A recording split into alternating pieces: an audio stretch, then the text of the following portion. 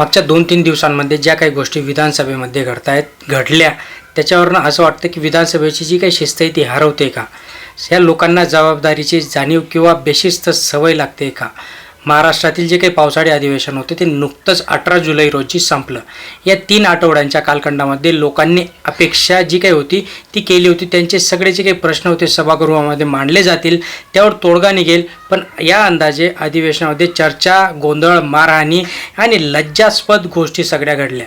यावरच आपण आज बोलणार आहोत. नमस्कार, मी सचिन परत एकदा तुमचं स्वागत करतो. मित्रांनो, अजून आपल्या चॅनलला सबस्क्राईब केलं नसेल सबस्क्राईब करून ठेवा, लाईक करा, शेअर करून ठेवा.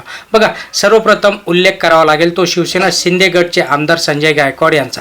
मंत्रालयासमोरील आमदार निवासातील उपाहारगृहामध्ये अन्नाच्या गुणवत्तेबाबत तक्रार करत कर्मचाऱ्यांवर त्यांनी केलेली बेदम मारहाण ही एका लोकप्रतिनिधीच्या जागरूकतेची नव्हे तर उद्धट वृत्तीची साक्ष होती. त्यावर केवळ अदखलपत्र गुन्हा दाखल होतो आणि कर्मचाऱ्यांचे नुकसान करत उपाहारगृहाचे बंद केले जाते. ही दुहेरी अन्यायाचे उदाहरण ठरते. दुसरी घटना म्हणजे विधान भवनाच्या प्रवेशद्वाराद्वारे राष्ट्रवादीचे आमदार जितेंद्र आव्हाड आणि भाजपचे आमदार गोपीचंद पडळकर यांचे समर्थक परस्परांवर हात उचलतात.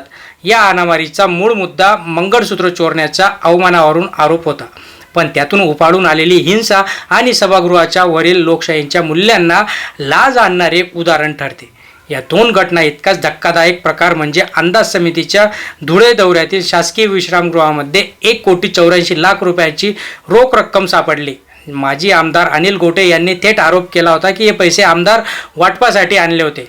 आजवर धैर्यामध्ये पैसा हा बघितलाच असेल, पण ही जी काही कुजबूज होती ती कुजबूज ही चालूच होती आणि ही गंभीर चिंता महाराष्ट्रासाठी आहे. हे सर्व घडत असताना विधेयकांनी जबाबदारीचे वागावे यासाठी कोणतीही कडक आचारसंहिता अस्तित्वात नाही. संसदेच्या धर्तीवर नीतिमूल्य समिती स्थापनेची घोषणा नाना पटोले यांच्यापासून देवेंद्र फडणवीसांपर्यंत अनेकांनी केली, पण प्रत्यक्षात एकही समिती प्रभावीपणे कार्यान्वित झालेली नाही. या निष्क्रियतेमुळे आमदार माजलेले आहेत का असंच आता इथले सगळ्यांना दिसतंय. मुख्यमंत्री फडणवीस यांनीही ही चिंता व्यक्त केली आहे. हे 1-2 अपवाद नाही तर 2013 मध्ये पोलीस उपनिरीक्षक सचिव सूर्यवंशी यांना आमदारक्यांनी मारहाण केली होती. या सगळ्या गोष्टींमध्ये आता जर विचार केला तर बाळासाहेब ठाकरे यांना अटक तेव्हा झाली होती. शिवसेनेच्या आमदारांनी सभागृहामध्ये मोडतोड केली होती. काँग्रेस, राष्ट्रवादी आणि भाजप शिवसेना यांच्यातील शाब्दिक वाद अनेक शारीरिक संघर्षात बदलले. यावरून स्पष्ट होते की या पार्श्वभूमीवर जुनी असून असलेली जी काही परंपरा आहे ती अजूनही चालू आहे. विधान भवनातील शिस्त राखण्याचे अधिकार विधानसभेचे अध्यक्ष आणि विधान परिषदेचे सभापती यांच्याकडे आहेत. भवनावर प्रवेशद्वाराद्वारे तेच नियंत्रण ठेवतात. मात्र यंत्रांवर जर प्रभावीपणे ठरत नसेल तर त्याचा जो काही फायदा आहे तो बेशिस्त वागणुकीमध्ये त्याचं परिवर्तन होतं. पोलीस गणवेशाबाबत प्रवेश करू शकत नाही, पण गणवेशाशिवाय प्रवेश करू शकत नाही, पण तेही इथे सर्रास दिसत आहे. विधान भवन हे निर्णय घेण्याचे, लोकांचे प्रश्न मांडण्याचे पवित्र ठिकाण आहे, पण जेव्हा इथेच गोंधळ, मारहाणी आणि भ्रष्टाचारीचा छाया पडते तेव्हा संपूर्ण व्यवस्थेवर अविश्वास निर्माण होतो. जर लोकांचे प्रतिनिधित्व करण्याची जबाबदारी ज्यांना सोपवली आहे तेच जर असे बेशिस्त वागत असतील तर मग महाराष्ट्राचं पुढं काय होणार? या पार्श्वभूमीवर आता तरी गंभीरतेने विचार करायला हवा.